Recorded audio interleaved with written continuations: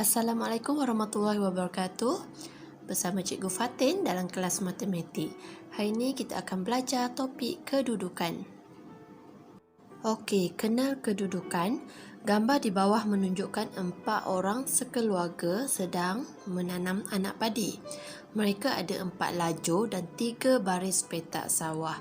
Jadi, cara-cara dia kita kena kenal pasti dan kita kena baca gambar ini.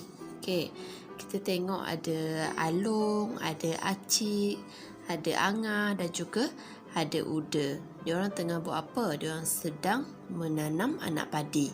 Okey, diorang berada di sawah. Okey, ini apa? Ini adalah pondok. Okey, pondok untuk diorang berteduh dan juga berehat.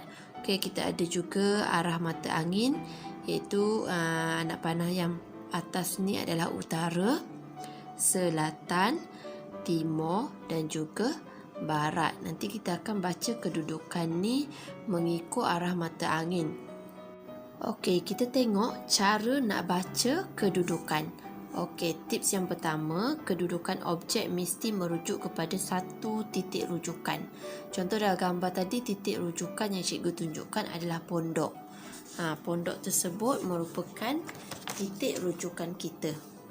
Okey. Dari sini kita lihat. Okey. Alright.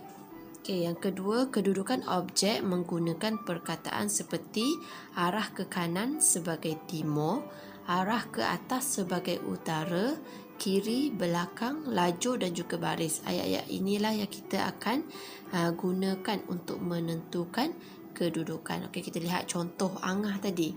Okey, kita tengok gambar tadi, Angah berada di sini. Okey, kita lihat apa yang boleh ditafsirkan dengan kedudukan Angah ini. Okey, Angah berada di 3 petak ke kanan dan 1 petak ke depan dari pondok. Maknanya titik rujukannya adalah pondok ini. Okey, dari pondok. Okey, 3 petak ke kanan. 1, 2, 3. 3 petak ke kanan dan 1 petak ke depan. Okey, daripada pondok ke depan. Okey, ni ke depan, ni ke belakang, ni ke kanan, ini ke kiri. Okey, cikgu harap awak boleh faham. Okey, kita lihat lagi. Dia kata Acik pula ni. Okey, kita tengok yang dialog ini. Acik pula berada di lajur 1 baris 2. Lajur 1 baris 2. Okey, ini lajur. Ini merupakan lajur 1, 2, 3, 4. Kita ada 4 lajur. Yang ni kita panggil baris. 1, 2, 3 ni baris. Okey. Ni baris. Baris. Ini ke sini adalah lajur. Okey. Jadi kena ingatlah lajur. Jadi dia baca menggunakan lajur dan baris. Jadi dia kata lajur pertama, baris kedua. Acik berada di lajur pertama dan baris kedua. Okey. Okey, kita lihat lagi dialog. Okey, Along, dia kata Along berada di 2 petak ke timur dan 3 petak ke utara. Yang ni dia menggunakan arah mata angin. Okey, timur dan juga utara. Kita tengok Along. Along 2 petak ke timur. 1, 2 ke timur. Timur kan ke sini. Okey, ke kanan. Okey, tapi dia tak menggunakan ke kanan, dia menggunakan ke timur. 1, 2, 2 petak ke timur, 3 petak ke utara. Okey, kita tengok dialog seterusnya. Durian ini, dia kata di manakah Uda berada? Dia tanya kita. Jadi kita kena jawablah. Okey, sama ada kita nak guna apa? Uda. Kalau kita guna baris, lawan dia lajur. Kalau kita guna ke kanan, 1, 2, 3, 4. 4 petak ke kanan dan 1, 2. 2 petak ke hadapan. Okey. Dan satu lagi utara dengan timur. Dia berada 1, 2, 3, 4. 4 petak ke timur dan 1, 2. 2 petak ke utara. Okey.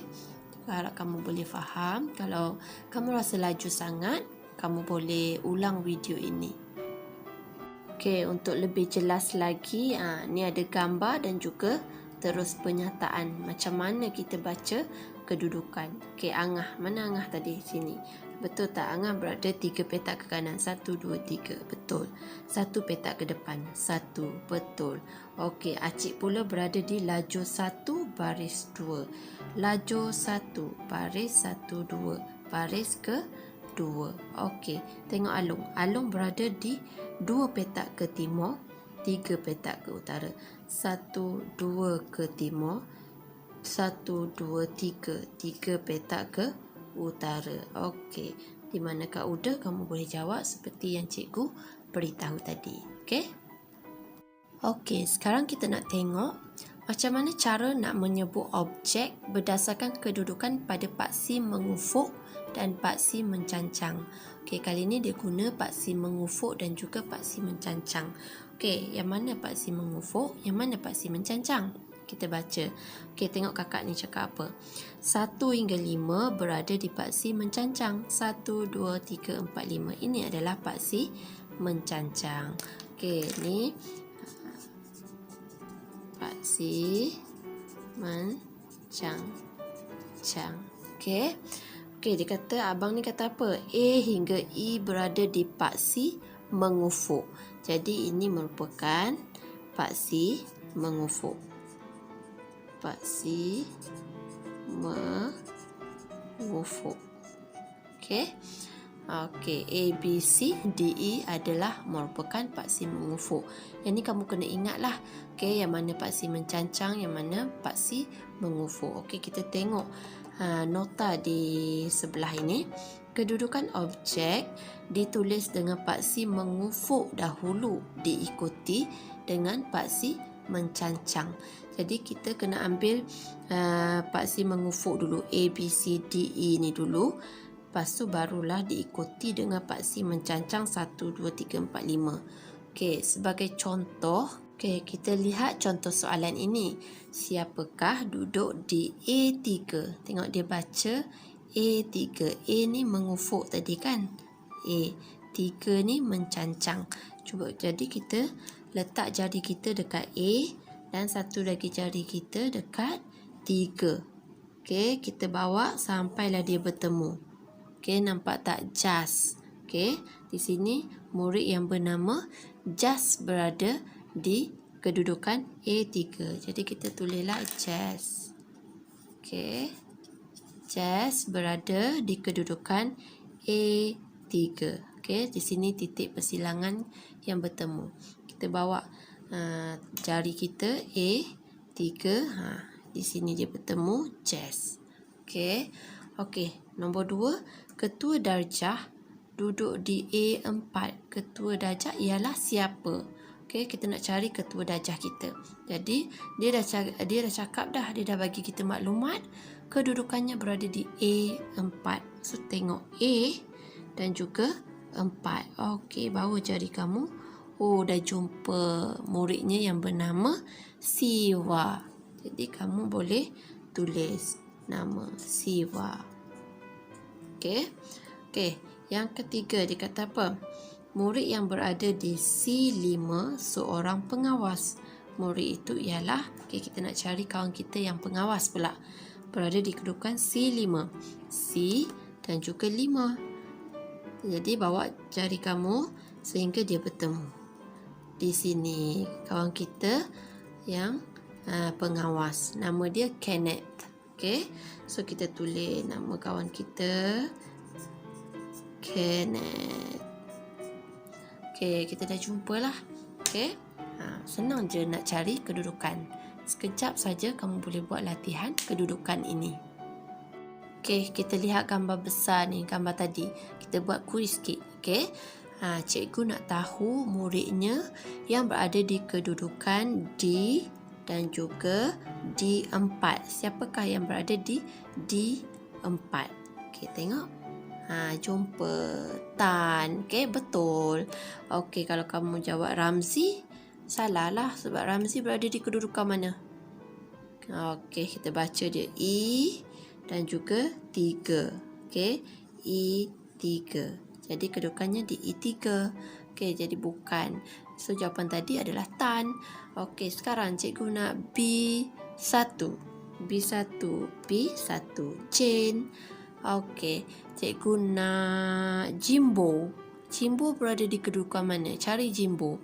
Okey, cuba lihat kat sini mana murid nama Jimbo. Okey, di sini Jimbo. Cara nak baca dia mesti mengufuk dahulu ke bawah, iaitu B. Dan kita tahu dia 4. So, B4 adalah kedudukan Jimbo. B4. Okey, macam itulah nak baca kedudukan. Sangat senang. Okey, baiklah. Sekarang kita pergi kepada penyelesaian masalah. Okey, kita lihat soalannya. Gambar di bawah menunjukkan kedudukan Taman Bunga, Petrosains, Museum, Taman Burung dan juga Taman Tema. Encik Karim membawa keluarganya ke A3 semasa cuti sekolah. Ke manakah mereka pergi? Jadi, dia dah bagi kedudukan dia A3. Dia nak tahu ke mananya pergi. Jadi maklumat di sini, maklumat apa yang diberi? Kita kena tahu yang pertama maklumat diberi, maklumat dicari dan juga cara penyelesaian. Okey, yang pertama maklumat diberi ni ada dalam soalan. Okey, apa tadi dia beri kita maklumat? Okey, gambar tempat di A3 sebab dia kata dia membawa keluarganya ke A3. Cik Karim membawa keluarganya ke A3.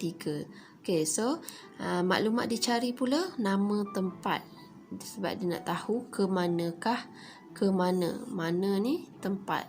Okey, so nama tempat dia nak tahu. Okey, cara penyelesaiannya kita lihat laju A dan baris 3 sebab A ni mengufuk dahulu. Okey, 3 ni adalah paksi. Ni paksi apa? Okey, ni paksi mencancang. Okey, mesti kita kena baca daripada paksi mengufuk dulu. A, cari A.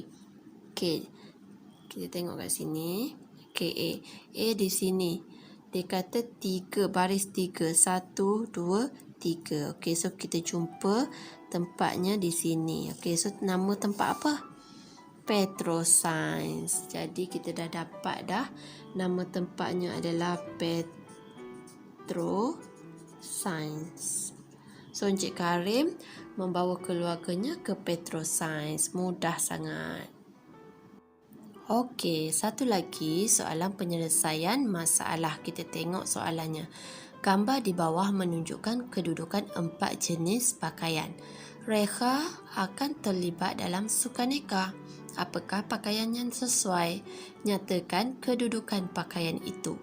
Okey, so maklumat yang diberi di sini adalah terlibat sukaneka. So dia kata terlibat dalam sukaneka. Itu poin utama. Okey, maklumat dicari pakaian yang sesuai. Dia nak tahu dua perkara, pakaian yang sesuai dan juga kedudukan pakaian itu, kedudukan. Okey, ini kita nak tahulah dua benda yang kita nak tahu. Okey, cara penyelesaiannya apa? Lihat gambar pakaian dan tentukan sama ada sesuai atau tidak sesuai. Kita tengok satu persatu pakaian sesuai ke tidak. Okey, ni baju apa? Ni baju tidur kan? Baju tidur sesuai ke untuk sukaneka? Okey, tidak. So, kita tak pilih lah yang ni, kita pangkah. Tak pilih, tak sesuai. Okey, ni gaun ni sesuai ke?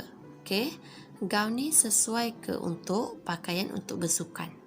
Dah tentulah tidak sesuai. Okey, alright. Yang ni baju sekolah.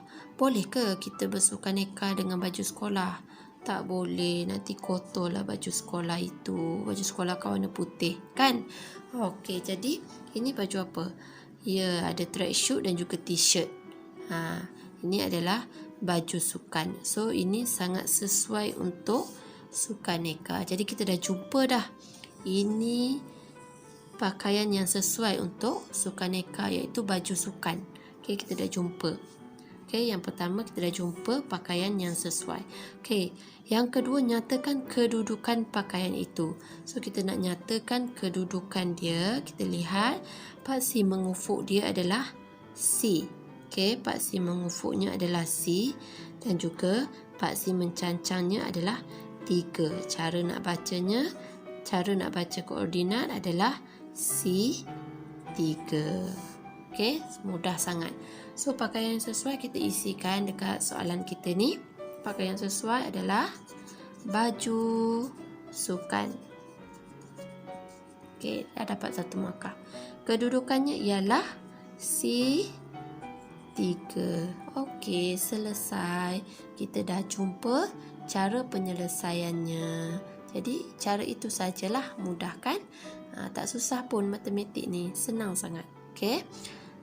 Okey, selesai sudah pembelajaran kita kali ini tentang kedudukan. Cikgu rasa murid-murid sangat suka tentang topik kedudukan ini. Jadi, apa tunggu lagi? Jangan lupa buat latihan, okey? Okey, dah tonton video ni, kamu tulis nama kamu di ruangan komen. Like, share dan juga subscribe. Jumpa lagi. Assalamualaikum warahmatullahi wabarakatuh.